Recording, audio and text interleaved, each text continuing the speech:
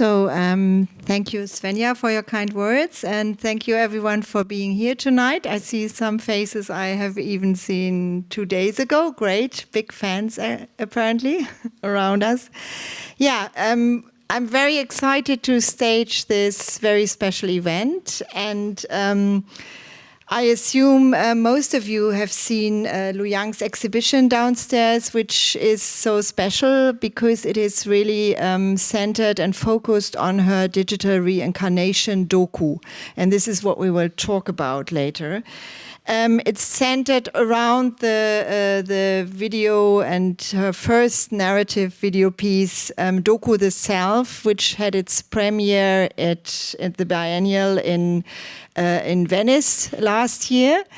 And it's a really mesmerizing piece which says everything about LuYang's cosmos, about the roots of spirituality, also about gaming, K-pop, the world of superheroes, etc. So it's a very rich film, and I only can encourage, even if you've seen it already, watch it another time because it's so rich.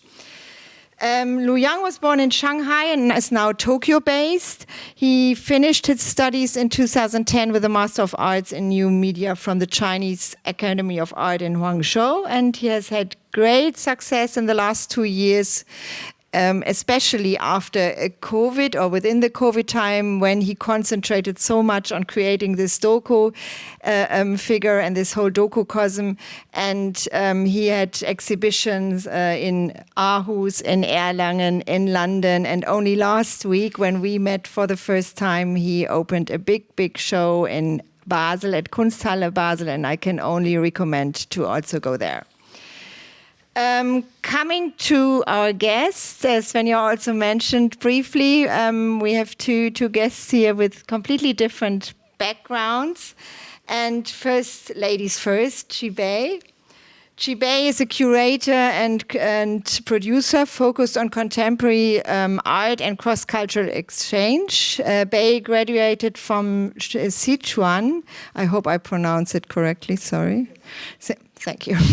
Sichuan Fine Arts Institute in China. She studied architecture and design in Paris and holds a degree in multimedia art and management and master's degree in arts and media from the Sorbonne School of Arts. So she has been for 20 years around, as well as in China, as well in Berlin, Paris, and is really a connoisseur. And she has collaborated with many institutions.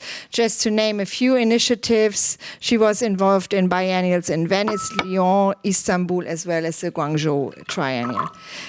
Berlin audience will know her as artistic director of the Times Art Center, one of the few major offshoots of a Chinese museum in Europe. She set up in 2018. And I've had the great pleasure to know Bei since 2015, when she was supporting us with our Artist of the Year, Koki Tanaka, at this time, and set up the exhibition jointly with us. Good. Thank you for being here. Malte Lin-Kröger, our second guest. We met actually a year ago. I think it was more or less exactly a year ago when I jumped on a train from Frankfurt to Erlangen and saw the show of LuYang's work in Erlangen, his first solo show in Germany. And you curated the show jointly with Nora Gantert, whom I also see here in the audience. Welcome, Nora. And Malte studied art history, theater and media studies, as well as religious and cultural studies in Erlangen, Munich and Istanbul. In 2020, he was deputy director of the Kunstpalais Erlangen, after which he took up the position of collection curator of the Erlangen Municipal Collection. He has curated exhibition by Rinus van de Velde, Alona Rode, Grace Weaver and Susanna Chebatul. So I can only recommend to take a train or a car or wherever you go to Erlangen, because this is really a very interesting place and a small diamond in the south of Germany. So welcome, great. As Svenja said, we will have two brief presentations or two perspectives on LuYang's work, given the different backgrounds of our guests. And I would now like to jump in the middle of the topics and would like to ask you, Malte, to present your insights on LuYang's work and his religious, spiritual iconography. Thank you. The floor is yours, Malte. Thank you. Thank you. Is it on? Yeah. Yeah, thank you for the invitation and for the introduction, dear Britta. Thank you to LuYang for being here tonight. It's a really big honor for me that you're here in the audience. And thank you everyone for coming. And I'm really looking forward to our discussion later on. Now, as we said, I'm going to present LuYang's work from a very specific point of view, which is the religious studies point of view. And I called the presentation Buddhism and Beyond, because I'm specifically looking at Buddhist motives in LuYang's work. Now, first of all, briefly, a disclaimer I want to give is when I say I'll talk about Buddhism in LuYang's work, I'm certainly not going to talk about in detail today about specific teachings or sutras. But what I want to talk about is, or there's two reasons actually, because LuYang's work is, Buddhism is a really important aspect of his work, but it can certainly not be boiled down to Buddhist iconography. And then secondly, of course, we don't have actually a religious practice, but we have an artistic practice. So just to make this clear from the beginning. What I will pretty much talk about is Western perceptions of Buddhism, because this is something as a curator and any scholar, I think, when you get in touch with art from that cultural background, is important to think about, to have in mind this history of idea and where it comes from. And then lastly, and most importantly, I want to give you some insight into current theories of the study of religion, which I worked in. And I found it from the very start very interesting how LuYang's work correlates or overlaps with certain topics there. And I want to do this by giving you 3 examples of his work. Now, Buddhism through the Western lens. When you talk about how Buddhism came into being or how it gained a foothold in Europe, it's you have to go back to the Romanticist period when the first time important texts like the Bhagavad Gita, you had translations coming to Europe, which pretty much fueled Romanticist ideas against rationality, against enlightenment. And from the start, from the get-go, what happened was there's a big fascination about this, but there's also this kind of very strong othering that is happening. So you have philosophers like Herder, for example, who talks about the Oriental man, being very close to God and to the transcendent, and this is also something that kind of sticks still sometimes. The second phase, so there's like 3 phases you can divide it into, which I dubbed the moral renewal and alternative healing phase, is around the Second World War, both world wars, where there's a change in the power dynamic when people are really, the trust in Christian traditions and Christian religion is really decreasing, and people turn towards religions from the East as a kind of source of moral renewal. So if I say something like Hermann Hesse, Siddhartha, you know what I'm talking about. And this also feeds very much into pop culture, into Western counterculture. And this is still a very important source also when we talk about Buddhism. And what happens today, or when we talk about Buddhism today, it's safe to say it's not devoid of any meaning, but it's Michael von Brück, one of the professors where I studied, he says that Buddhism is very much connected to this culture of silence. It's a cultural signifier for peace and silence. And when you go around asking people in the field, what do you think about Buddhism, what it is, the first answer is always like, okay, yeah, it's about finding yourself, about meditation, about finding your true self, or things like this.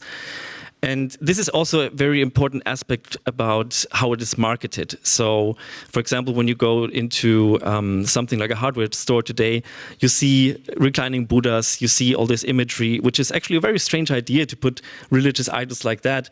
But this is kind of, and of course, I have to say I put a neatly timeline here, but it's still very much at play, those aspects all together. Now, having this background, I want to briefly talk about the formation of contemporary religious identity. What is the current theories around this?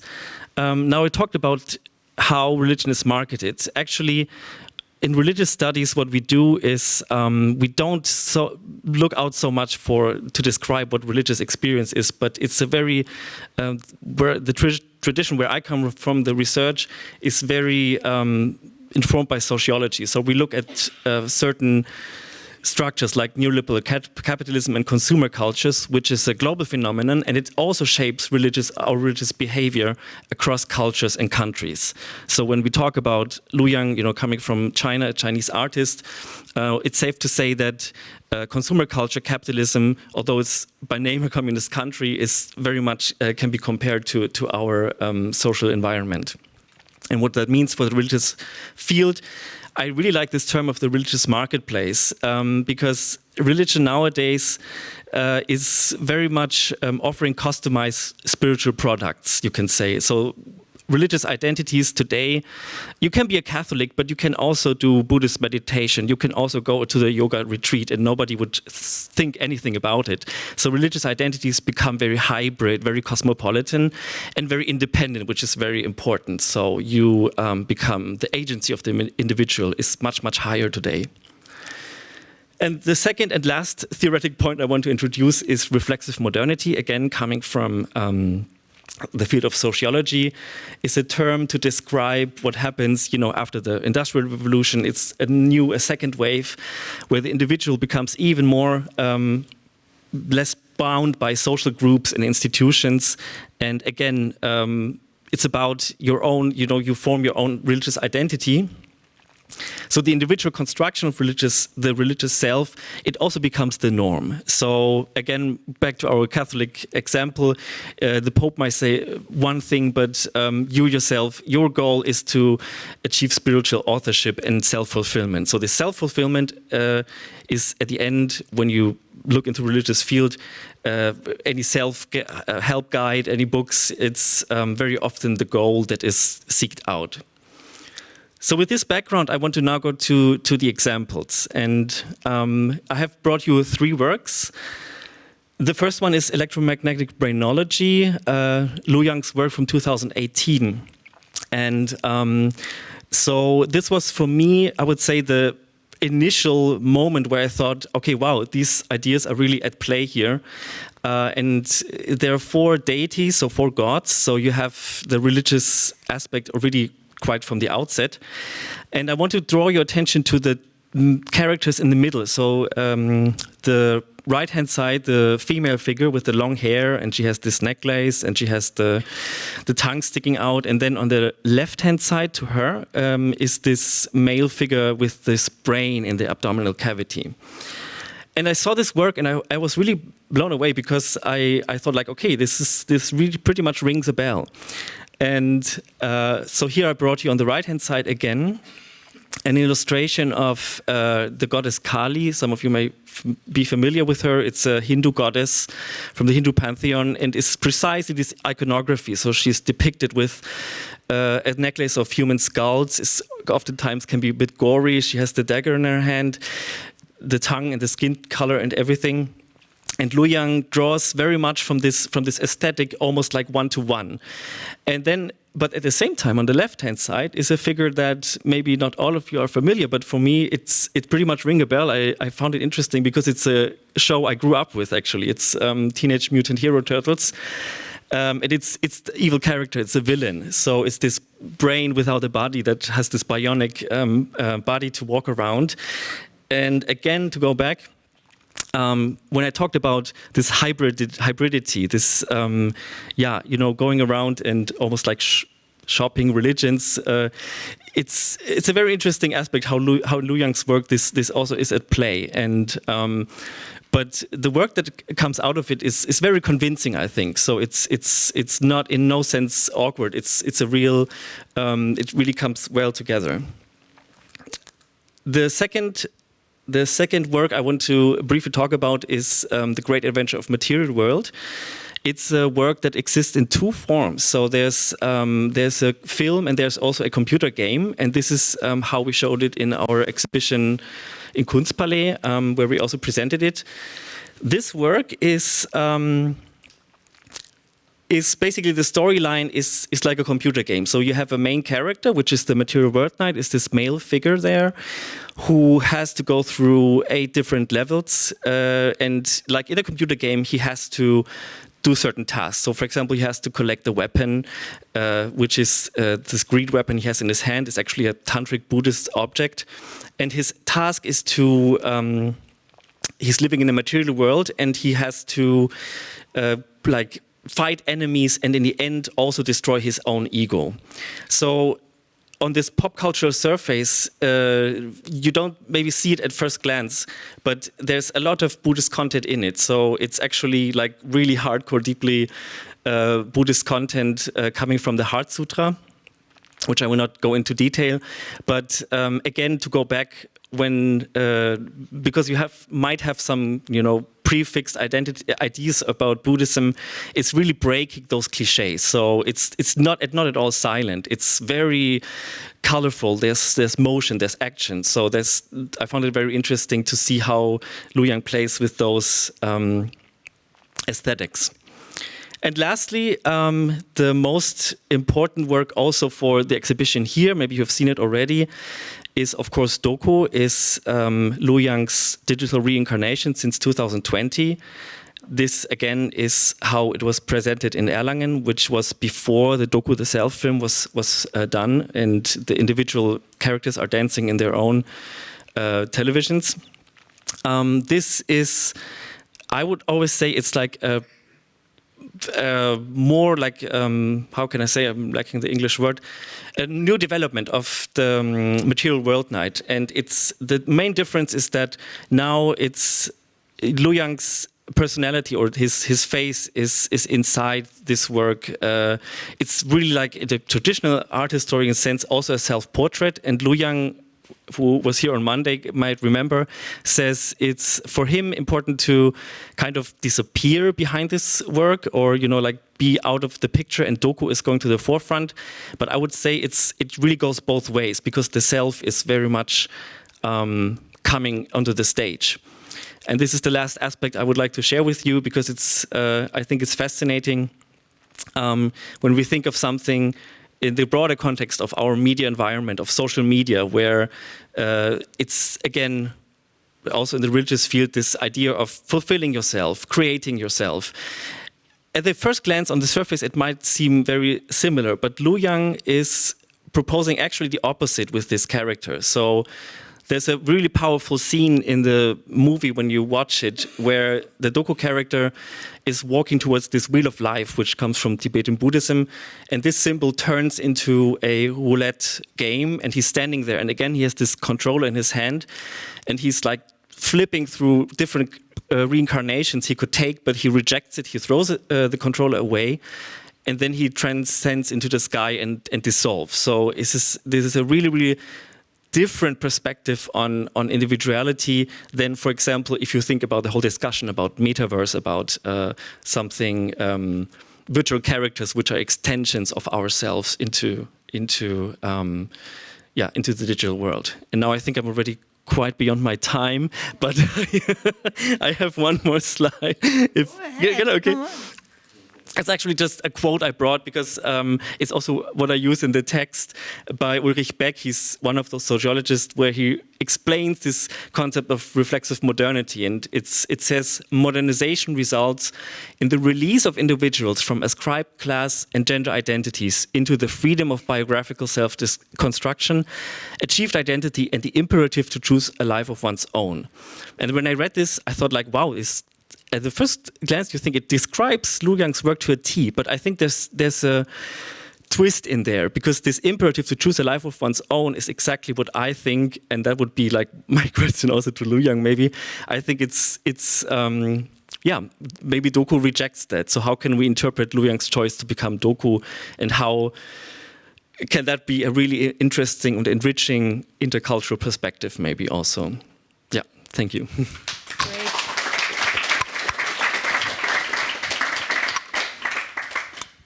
Yeah, sorry, I've been disappearing because I want to see the slides as well. And Chibé, I think, thank you first of all, Malte. This was really great and really a rich, brief presentation. And Chibé, now it would be great to learn more about. You can go. You can. Yeah, I think presentation then.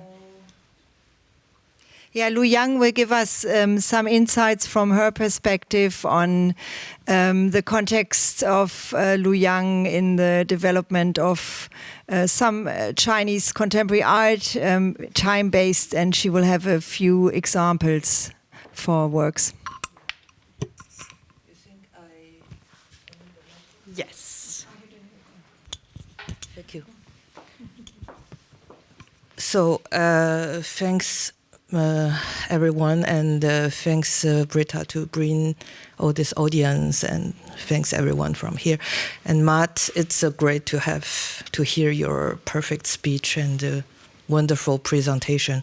I feel like I use a very small technology and I stick it with my hand. So today I will bring to the audience some of the very prominent Chinese artists who are relate or who's like grow up in the same epoch or same age with LuYang. And they create works to imagine the future in the context of today, new technology, pop culture, or post-humanity. So before to showing this, I think I bring like four artists, some with their works. Before showing the image, I will start with this very early pioneering artist who explore and working with time-based media. And this is a very important name also for LuYang. So Zhang Pei Li. Zhang Pei Li is, when we talk about video art, maybe in the Western world, we will talk about Nanzhong Park, who's the grandfather of the video art. And Zhang Pei Li, for Chinese art scene, he's the father of video art in China. And his early video works are often very formally experimental and conceptually confrontational. And for example, I only will mention his very early artwork called 30s plus 30. It was produced in China in 1988 and then be showed 1 year later in the very important exhibition, China Avant-Garde exhibition in the National Art Museum of China in Beijing in the 1989. And then every story of Chinese contemporary art start from there. So Zhang Pei Li also in 2001, he formed a new media art department in the China Academy of Art in Hangzhou. Everybody can guess 2 years later who entered this department and studied there. That's LuYang. So at that moment, video art in the region of the Pearl River Delta also emerged as early as the mid-80s, and there's a collective such as South Videotage in Hong Kong and the Southern Artists Salon in Guangzhou were also pioneered in the field. So this movement also carried forward in the 90s, and by the rise of certain collective and individual, and include the Big Tail Elephant Working Group, which I now working on their big catalog with Hanru and other. And there's also Bush Bookstore, Wu Take, Jiangzhi, and of course, Cao Fei. So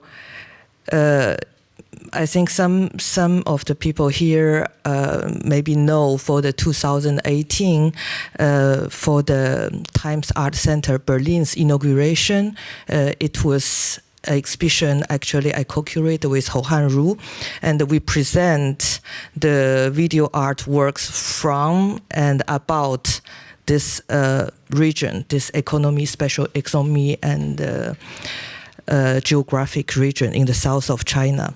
The exhibition we showed in 3 episodes, and we represent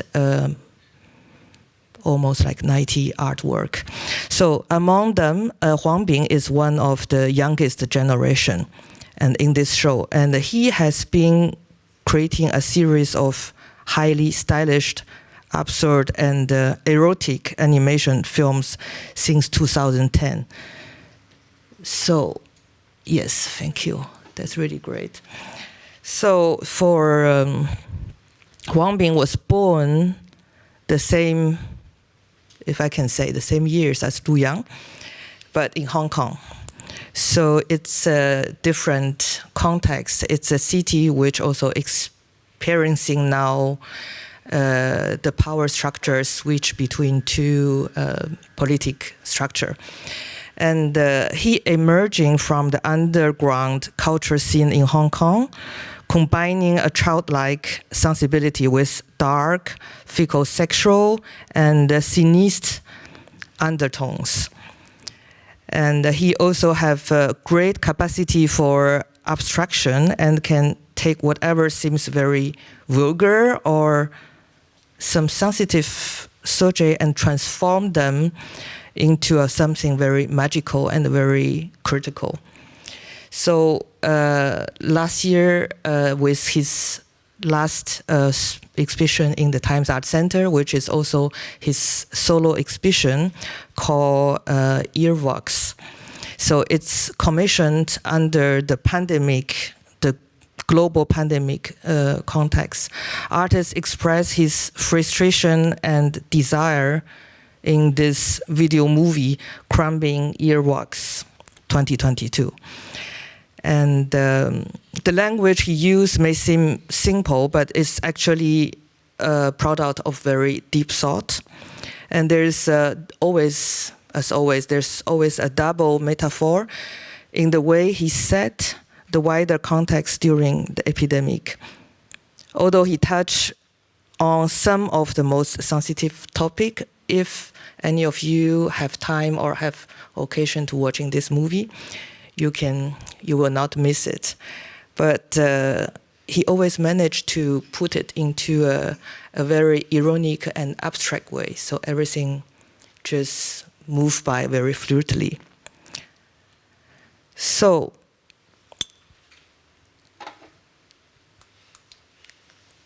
this is his self-portrait.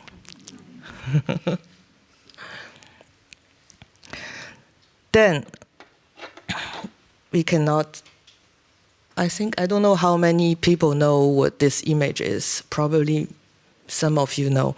So she's the very important figure, Cao Fei. Cao Fei is kind of early millionaire, and her focus was not on the term of localization as Huang Bing in his movie, but on this internal topic that is relevant to everyone, the increasing indifference of modern society and urban development in the context of globalization.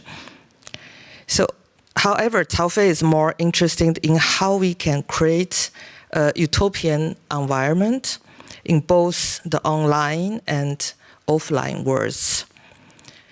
She says that when she created the R&B city in the Second Life, she wanted to be a place that was perfect and conflict-free. I don't know if I assume all of you know what the Second Life is. It's online gaming.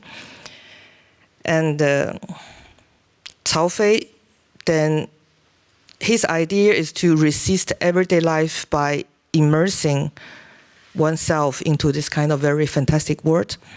And whether she's in role play or hip hop or social group, the power of resistance is always the driving force behind Cao Fei's work. And so for all the artists, I think there's always a way to escape. Even it's in the imagination world, or with all these artists I'm talking about, maybe it's in their digital world. And here is, she called it China Tracy. And this avatar was created in 2007. And she had this movie called I Mirror, was showing how China Tracy exploring the second life and having her love story and in this virtual reality. And it's been showed in the Chinese pavilion in the Venice Biennial.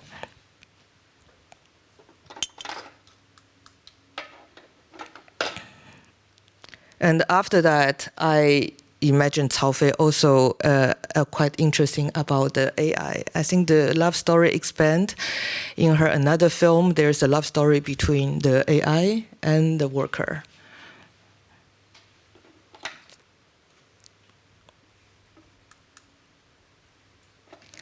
So I found out this artist is really quite interesting, because from him I want to pass to the topic about the future, this kind of new future which is always based on a fragment of the past, but with Lawrence Lake, Lu Minglong, Chinese name, and he's grown up in Hong Kong and Singapore and now live in London. So he created this wonderful piece, this wonderful movie called Sino-Futurism. This is from 2016. It's a speculative fiction movie, and he presents a critical and playful conspiracy approach. And to subverting culture cliché, it imagined that the way artificial intelligence is produced, it's consistent with the self-replicating model of Chinese culture. And but this work is not just about China. For me, it's even about not about East Asia. Its main thrust is to see the global technological industrial complex as a post-human intelligence whose central goal is survival. And he used kind of 7 key stereotypes of Chinese society, which include computing, coping, gaming, studying, addiction, labor, and gambling. And it shows how China's technological development can be seen as a form of artificial intelligence. And then I don't have image here. I hope it's okay with you. There's I want just quickly mention his latest featured film called Idol, AIDOL. It's his film in 2019. It tells the story of a diva. And in this epic work, Lake pondered the possibility that the artist's role might be completely replaced by artificial intelligence, and questioned the authenticity of so-called human creativity. And imagine if it's possible to break through the binary designation between the humans and artificial intelligence. So then here is another Chinese artist who was born in Shanghai. Miaoying, and who is live and work between Shanghai and New York.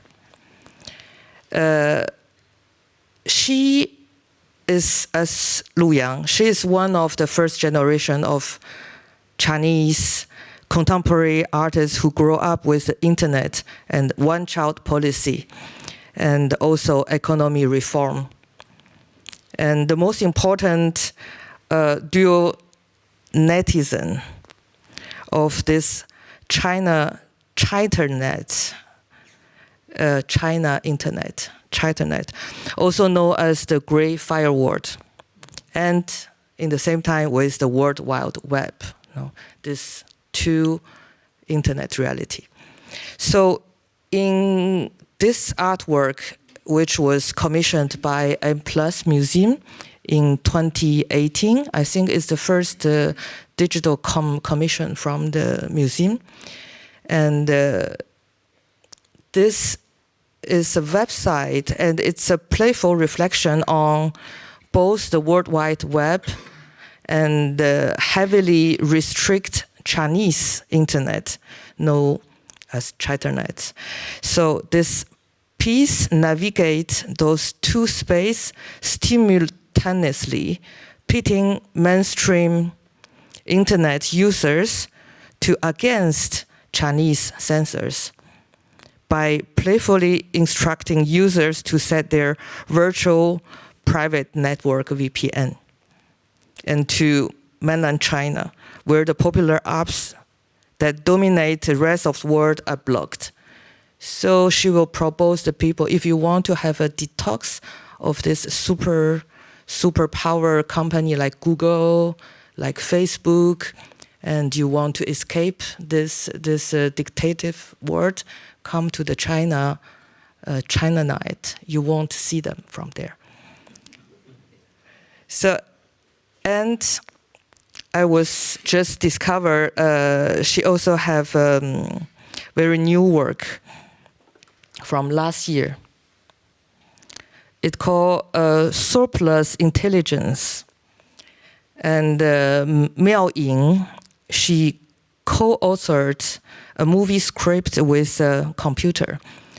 And with one of the programmer, she trained it called GPT-3, using a translated Chinese online novel and prayers book, and American and Chinese ideological text, and Warden 2, 1948 utopian novel by this behavior psychologist B.F. Skinner. So it's a science fiction story set in the past, but it's about the technology of the future. So the key message in this work is it's not her own work, it's a collaboration with this artificial intelligence. And after all, I don't know. I don't think AI will replace artists. I don't think this would happen, and I don't hope this will happen in the world, because we still have so many great artists, and like LuYang and like everyone I just introduced. And for me, they are the future, and they bring our future to us. And my very last word is, I also don't believe this so-called Chinese artist identity, because in a way, as we know, the East is always the other side of the West, and West is also the other side of the East. And if we try to eliminate this boundary, like LuYang did for her gender, and LuYang did in between this science or spiritual, if we try to erase all this limit, probably we see a more rich and a more interesting world. And thank you. Thank you.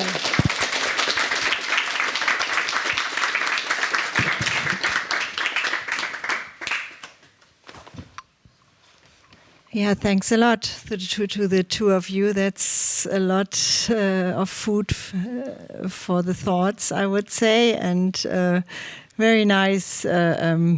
Could be the closing words of the evening already, Bei. Really nice.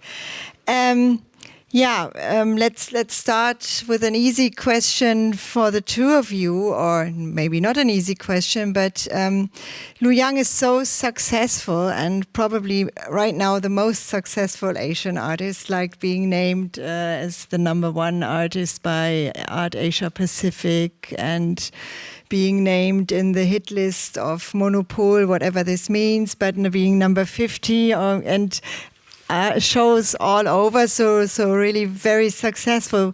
What do you think makes his work so special and so unique? And secondly, what fascinates you personally the most about his work? Maybe Malte, you starting? Yeah, there's so many things, but I think one of the most important aspects, I think, is this idea, this urge to go beyond boundaries and blur boundaries between not only certain topics like the medical field, like religion, like pop culture, but also going outside the classic art realm. I mean, we're now here in an arts institution, or we as a museum work with LuYang, but there's also a lot of projects that go into entertaining. So that is really interesting. And LuYang himself also says he's like, yes, an artist, but among other things, so that he's a creator. So that's really a really broad term. And so that really challenges our the notions we have of art, and like, so what the prefix concepts, also the gender, you know, we always have to keep something in mind. So it's always like you can never, let's say, just automatically speak about it. There's always something to ponder about. And I think why he has such a success is because he's really catering to a wide variety of audience. That's what we also saw in the exhibition, and I guess you too, is that like young people, you know, they go inside, they have immediately a connection to it, so they go and they game, but also older generations, and it's really across the generations, like everyone feels something inside, I think, by this art, and that is really, yeah, very remarkable. Thank you. Yes, Bei, what would be your thoughts about it?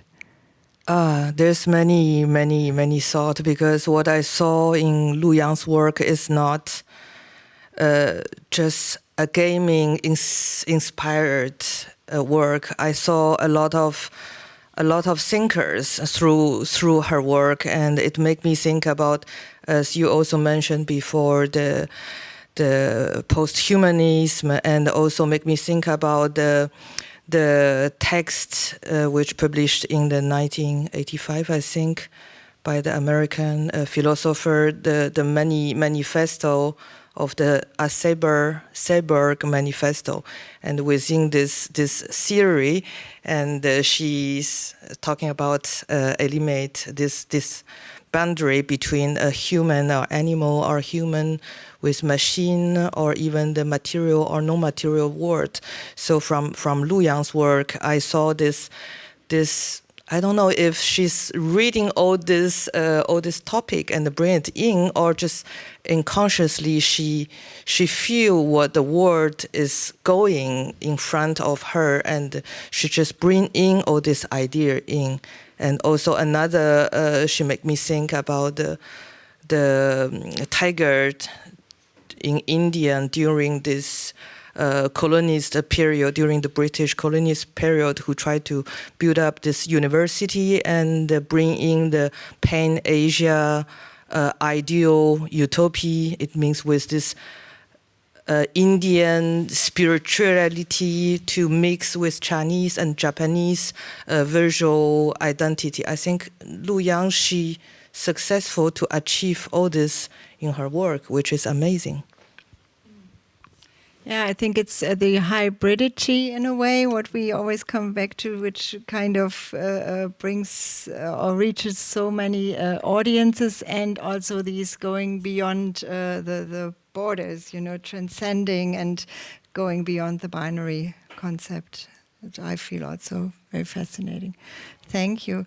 I would like to go now to Malte and to your presentation. Thank you. And In your catalog essay and on LuYang and DOKU, and also today you spoke about the conditions of development for religion under the auspices of global neoliberalism and the worldwide spread of consumer culture that permeates all areas of life and society.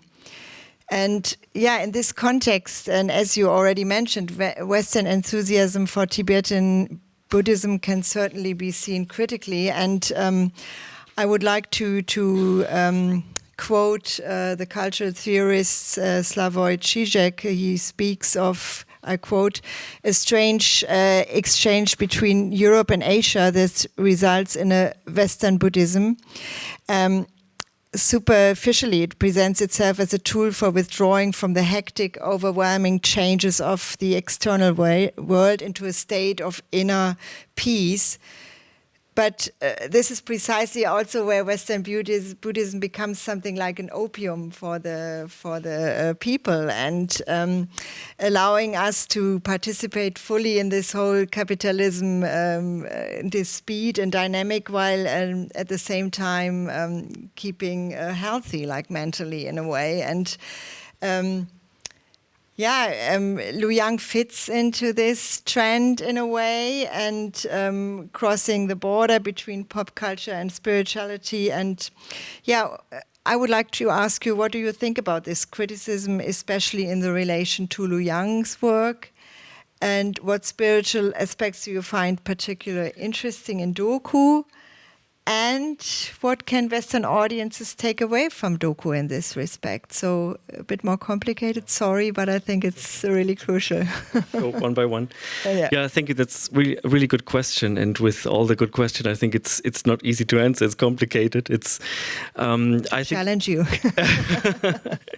No, because I'm still thinking and pondering this relationship in LuYang's work to capitalism. I mean, we briefly spoke about it on Monday. It's I wouldn't say I wouldn't read it as something anti-capitalist, but at the same time, it's certainly also not embracing it. So I think maybe you can say there's something like a third way or a new idea of it inside. You know, when I said that DOKU is pretty much rejecting this kind of what is very much at play in something like social media, and like this positive reinforcement. You always have to produce new content. You know, you always have to, stay updated and create more of yourself to because that's essentially what we're talking about. Is the self becomes this project. It's never ending. It's like a constant construction site, and so LuYang is like DOKU is kind of showing an escape there, but at the same time it's of course also very productive. So there's more coming. There's more. It's developing further, and I think it's like kind of dancing between the two almost, if I want to say. So it's leaving it open, which I find interesting and very exciting. Maybe. Yeah, exactly. That's the point. Yeah, this neither nor identity. I didn't even talk about it so much, but it's again goes back to this Buddhist idea of the Heart Sutra, where you should reject binary thinking. So just in a nutshell, and I think this is something you can really take away from LuYang, because it comes in the package of contemporary art, or it comes in this aesthetic, but it is actually, I would say, you can see it as a very genuine message of what lies in Buddhism, and you can take it like one to one. Thank you. May, one question for you. Barbara Pollack has identified the post-passport generation not only as acting globally, but at the being disinterested in political issues and political action. She defined it, not being interested in political action. Would you share this view? And if so, where does this apolitical attitude in contemporary Chinese art come from, especially in this time of crisis? And what are political dimensions in LuYang's work, possibly? I think my answer is no. Because I think with all the artwork I just introduced, there is a politic aspect in it. And all these young artists or young generation, while you're talking with them, they feel concerned. They feel concerned about what the world they are living and what the future will be. So I think this what she call the post-passport generation is very interesting, but I still think passport with this physical passport or the nation, the idea of the nation or nationalism is already the past. And maybe we should break out all this frame and stop to using left and right or conservative and liberal or men and women.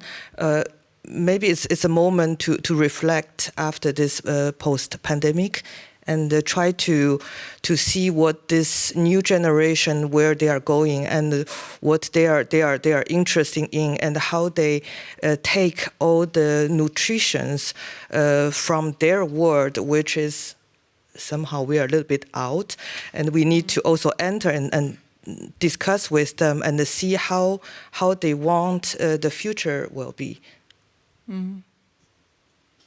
Yeah, to try to get into this thinking really. Yes. Yeah. What I found interesting in your presentation was also this kind of generation thinking in a way, and to see like I try to enter the Western thinking to make everything more clear. Thank you. Very good for me. Thank you.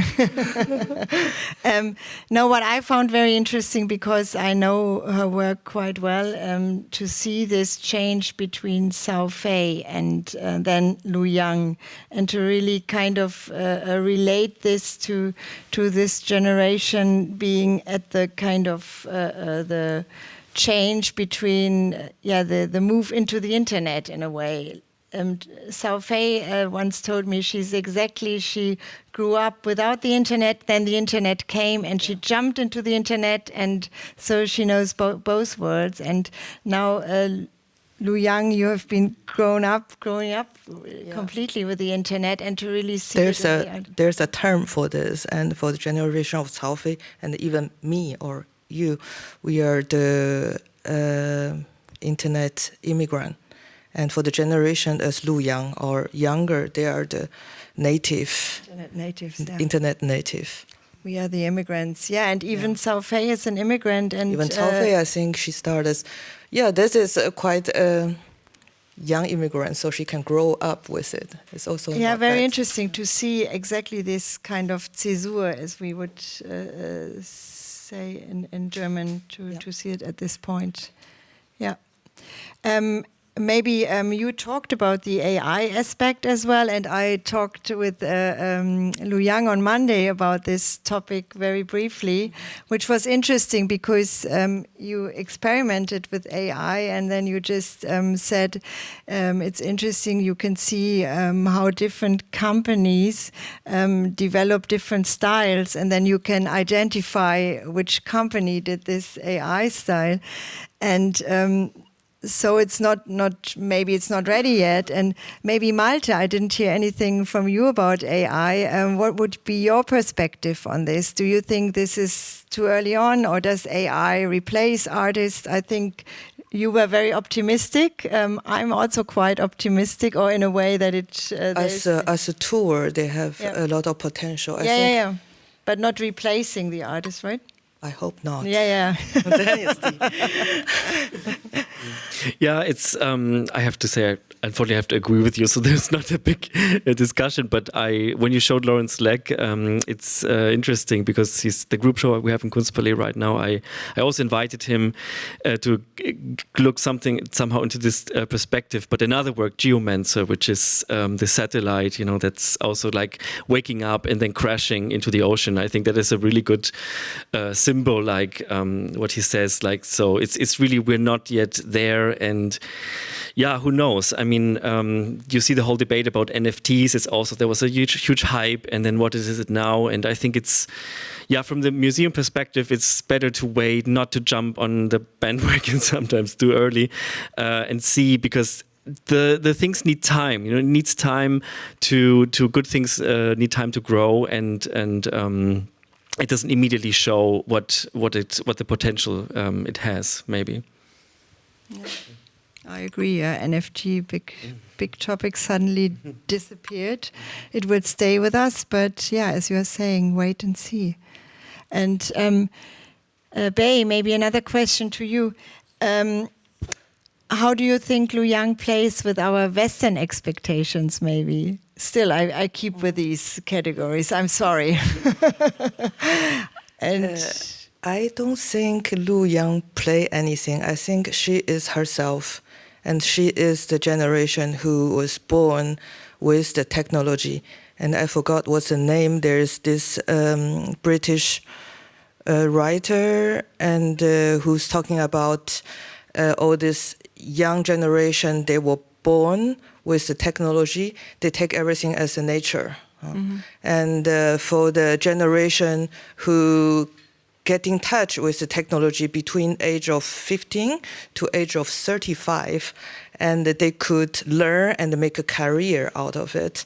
And for the generation who get to know the technology after they're 35, they take it as hell and the end of the world. So I think the important things is we also try to keep ourselves in the younger age and trying to learn and trying to understand how the generation as her to take the social media or Bilibili is the YouTube, is like kind of YouTube channel in China, and how they get their nutrition and how they take out all this element from there. If we could have more curiosity, probably we will find out, no, they are not pretending something. This is their word. Yeah, I learned this with my son, actually.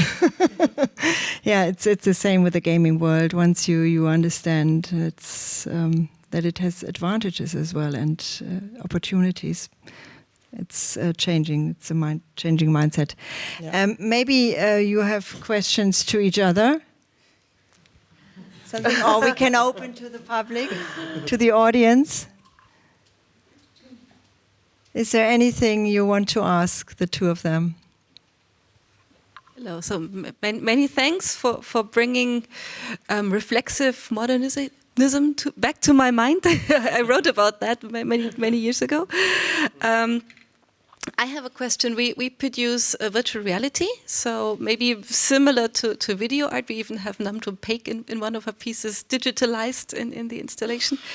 And what we all here, we're three people who come from the XR space, and there is on my hands, in my perspective, there's kind of on the one hand side a large development when it comes to producing XR pieces, which is a bit separate often from the art world. And one of the things that we're trying to think about is, why is that? And my question to you, I think, and looking at LuYang, I had a big revelation is that many of the XR pieces come from a very singular point, making one piece, whereas what I learned from LuYang is you can actually create a world. You come into the exhibition, it's not one piece, it's a complete cosmology. It's like its own universe that we know. And there's also DOKU as a character, which is equally important as the artist. It's the question of who's the author of the work.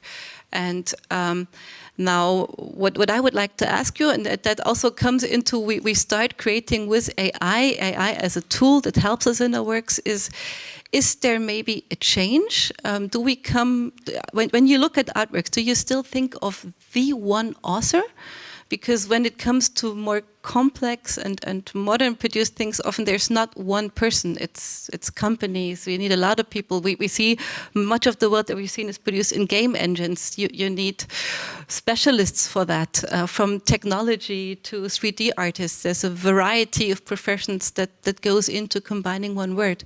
Is it still for you this one artist that created that is in your mind, or do you see a change happening?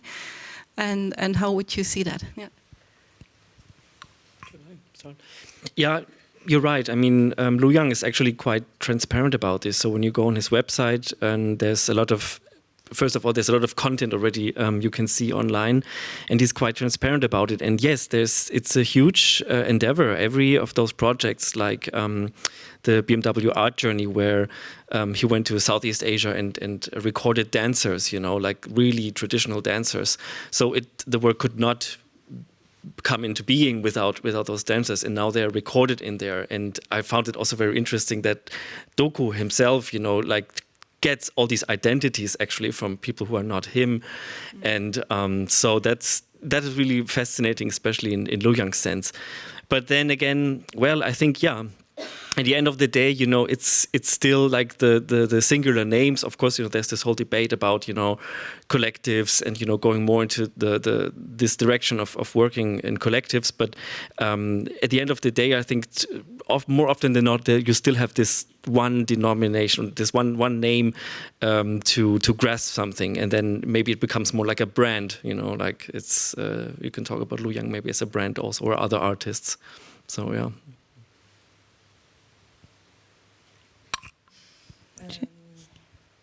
I mean, for me, AI is a technology, right? Technology is like a tool. It's like before, when artists, they can choose which kind of, like painter, they can choose what kind of pencil they want to use. And it's better just stay in this level, and AI will be, of course, much more smarter than the pen. So maybe it can help artists to choose the color or propose a couple of different variation. And I think the big danger is to worship the artificial intelligence, because behind all this data, there's a programmer, and this programmer let AI analyze all the information which exists in the internet without giving a very strict direction. So all this information which already accumulate for a couple of decades, and probably there's also a lot of prejudice about color, about race, about conflict. And then we need to use it carefully, and I think artists is making experimental with it.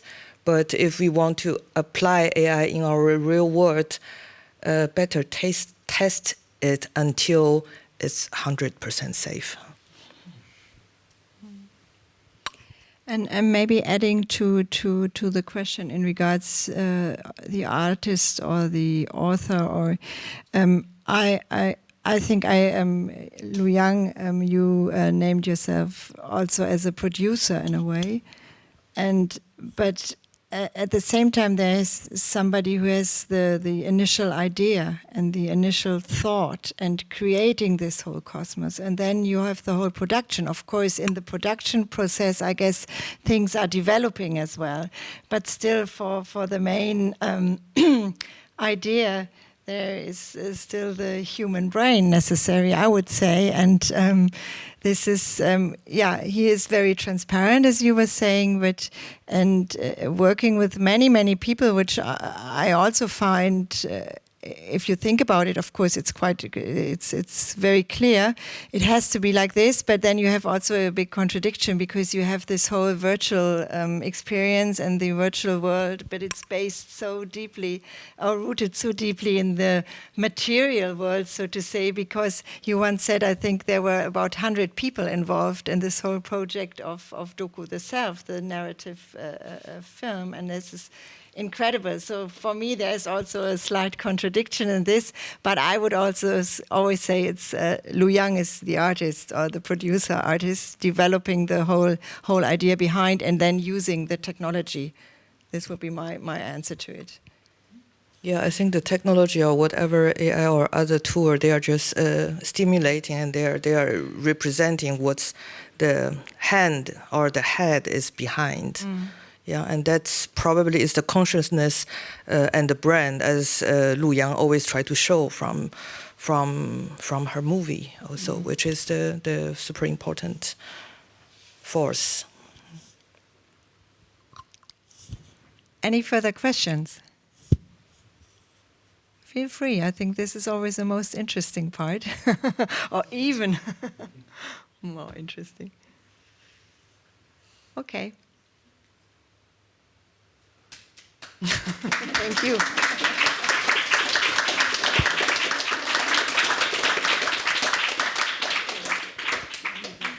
Okay, thank you, everyone. Thank you, everyone.